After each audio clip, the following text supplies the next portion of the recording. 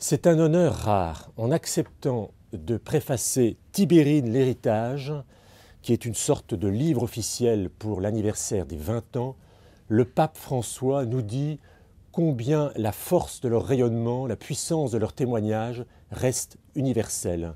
Alors on trouve aussi dans ce livre quelques lignes magnifiques de François Cheng, un texte du cardinal Barbarin et puis la voix ô fragile mais combien touchante du frère Jean-Pierre qui a 92 ans, qui est l'unique survivant, le dernier témoin qui a échappé miraculeusement à l'enlèvement et qui vit depuis retiré dans un monastère au Maroc où il poursuit un inlassable dialogue avec les musulmans. Il avait publié il y a quelques années ce très beau petit livre « L'esprit de Tibérine » dans la collection Point Sagesse.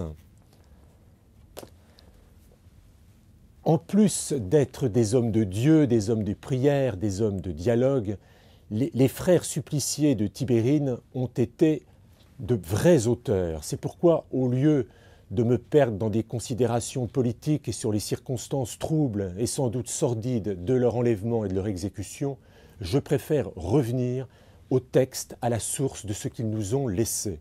Alors la figure centrale, la clé de voûte, c'est le prieur, le père Christian de Chergé. On réédite ces jours-ci chez Bayard l'Invincible Espérance, qui est l'intégrale de ces textes et qui se clôt par son admirable testament « Quand un adieu sans visage ». Et puis Christian Salençon publie « L'échelle mystique du dialogue ». C'est une longue conférence que le père de Chergé avait prononcée à Rome en 1989, toujours sur la thématique du dialogue entre les chrétiens et les musulmans. Mais il y a aussi le frère Luc, médecin, humaniste, qui est arrivé dès 1946 dans le monastère et qui aura passé 50 ans d'apostolat. Il faut absolument lire la biographie que lui a consacrée le grand spécialiste de Tibérine, Christophe Héningue. Frère Luc, la biographie, toujours chez Bayard. Le même Christophe Héningue avait fait aussi ce qui reste pour moi la meilleure entrée pour connaître le dossier, la petite vie des moines de Tibérine, chez Desclés de Brouwer. Mais il y a encore frère Christophe, le plus jeune, qui a laissé des textes de grande élévation spirituelle et mystique, son journal, Le souffle du don, et puis M jusqu'au bout du feu, une centaine de poèmes de vérité et de vie. Et puis je voudrais citer comme une litanie de ceux qu'on appelle les 7 veilleurs, les 7 dormants de l'Atlas, frère Bruno, frère Célestin, frère Michel et frère Paul. Alors, 20 ans après, que reste-t-il de l'esprit de Tibérine?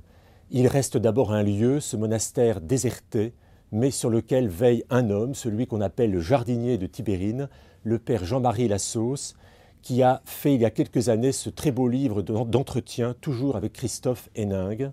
Et puis enfin, il reste le pouvoir des images, le très beau film que beaucoup ont vu des hommes et des dieux, avec entre autres Lambert Wilson et Michael Lonsdale, et puis ce documentaire de référence de Emmanuel Audrin, Le Testament de Tibérine, qui nous aide à entretenir la flamme du souvenir, car ces hommes-là, il ne faut vraiment jamais les oublier.